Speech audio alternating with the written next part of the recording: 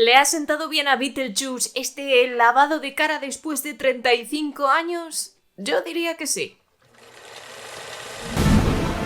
The living, the dead. Can they coexist? Now's my chance. Ghosts aren't real.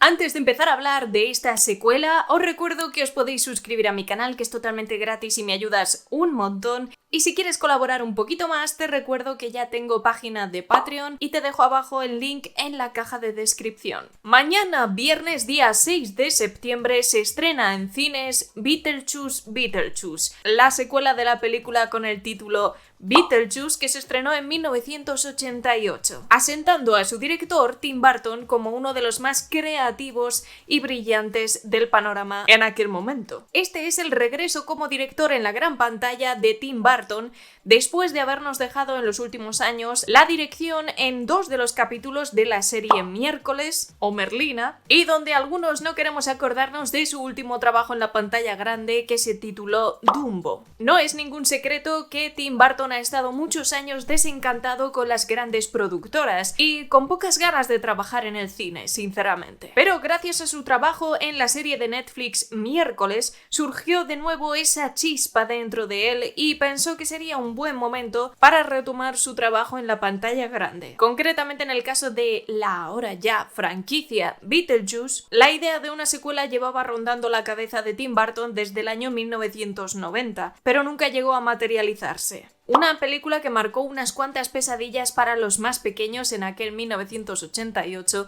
y que después de haberla repasado me he dado cuenta de lo políticamente incorrecta que es hoy en día esa primera entrega. El mundo ha cambiado mucho en 35 años y evidentemente vamos a ver ciertos cambios en este Beetlejuice. Concretamente, en el personaje que le da título a la película, interpretado por Michael Keaton, es uno de sus personajes icónicos, a pesar de que en la primera entrega solo aparece 17 minutos y se come absolutamente toda la película. Un personaje detestable, pero a la vez muy reconocible y carismático. Incluso esta película dio pie después a una serie de animación que seguro que muchos recordaréis, pero hemos tenido que esperar 35 años para ver una secuela de Beetlejuice.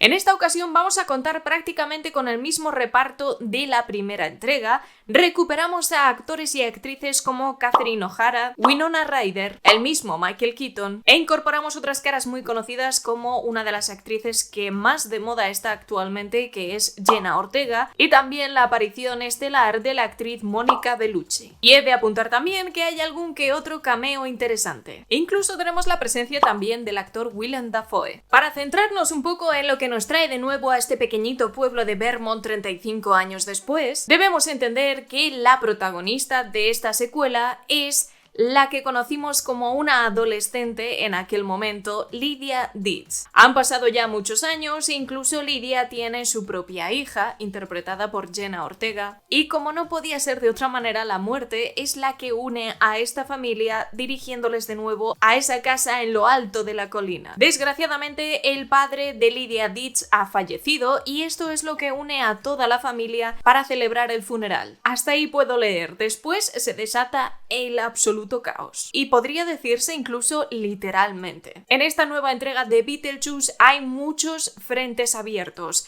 Nuevos personajes que se van a introducir en esta historia alrededor de Beetlejuice una vez más, y añadir tantos personajes suele ser a veces complicado. Creo que esta secuela no se puede comparar con su antecesora, primero porque el contexto es muy diferente. Estamos hablando de 1988 con un presupuesto ligeramente ajustado de 15 millones de dólares, comparándolo con una película actual en 2024 con los medios y con el nombre que ya se ha forjado Tim Burton, además de contar con un presupuesto cercano a los 100 millones de dólares. Esto, en mi opinión, hace que sea muy complicado hacer comparaciones y tampoco creo que sean justas. Es evidente que la mejora de los medios y de presupuesto va a hacer que Beetlejuice tenga una mejor producción en general. Claro que mantiene esa estética estética aterradora y desagradable en muchos momentos. Es una película con calificación no recomendada a menores de 12 años, pero incluso para los adultos hay momentos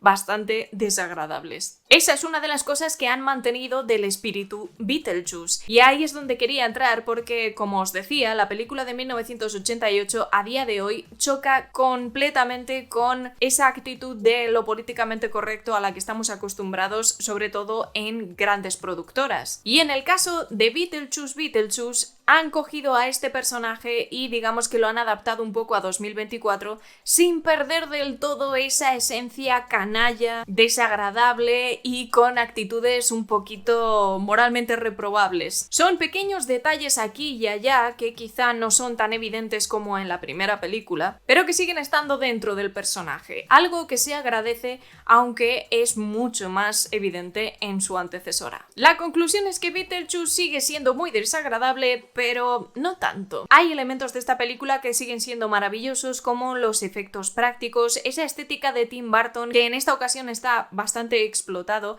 Ha hecho como un pequeño repaso a todas las cosas que le gustan al director, porque vais a ver algunas secuencias animadas en stop motion, que es el formato favorito del director. Además, también hay una secuencia en blanco y negro, algo que también le gusta mucho, y unas referencias al cine italiano de terror, que es uno de los mejores momentos de la película. No puedo negar que durante esta cinta hay escenas brillantes, diálogos muy divertidos y que te llevan de nuevo a ese sentido del humor tan negro de Tim Burton y a poder reírte de ciertas situaciones. Una vez más, no tan extremo como en 1988. Otro de los elementos que tiene a favor esta película es contar con la banda sonora original del maestro Danny Elfman. ¿Qué os voy a contar del maestro Elfman que no sepáis? La música de Beetlejuice es uno de sus elementos principales y aquí está presente de nuevo. Algo que a mí sinceramente me ha puesto la piel de gallina, no he podido evitarlo. Además de esto, Michael Keaton ha vuelto a encarnar a este magnífico personaje de una manera increíble 35 años después, como si no hubiera pasado ni un solo día. Ha vuelto al personaje como si no se hubiera ido nunca. La película tiene una duración aproximada de 1 hora y 48 minutos, no hay escenas postcréditos, y lo que puedo comentar en el lado de las cosas que no me han convencido tanto es que creo que sobran personajes, lo que hace que alguno de ellos se quede poco aprovechado. Me refiero sobre todo al trabajo de Monica Bellucci y otras líneas narrativas que se van extendiendo con otros personajes secundarios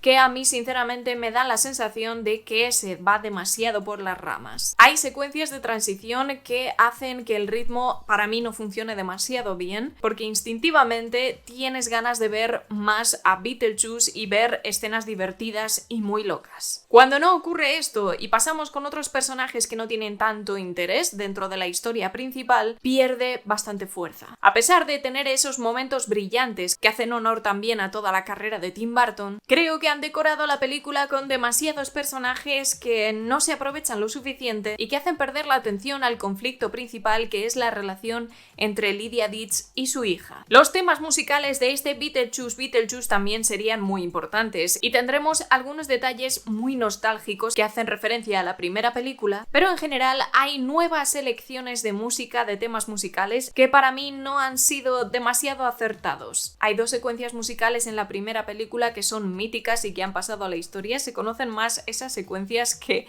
la historia completa de Beetlejuice, pero en esta secuela creo que no han conseguido dar con ese punto que haga pasar esas escenas musicales a algo un poquito más memorable. Como conclusión, creo que tener demasiados personajes secundarios es lo que hace perder el interés en algunos momentos de la película, escenas que no son necesarias, que tampoco aportan mucha comedia y que en mi opinión alargan toda la acción sin necesidad. Por lo que me he encontrado con momentos sí muy divertidos, pero dispersos en una película que a la vez también tenía cosas que no me interesaban, produciendo así una cinta que no es extremadamente entretenida. Divertida sí, entretenida no demasiado. Por todo esto, para mí Beetlejuice es un 6,5.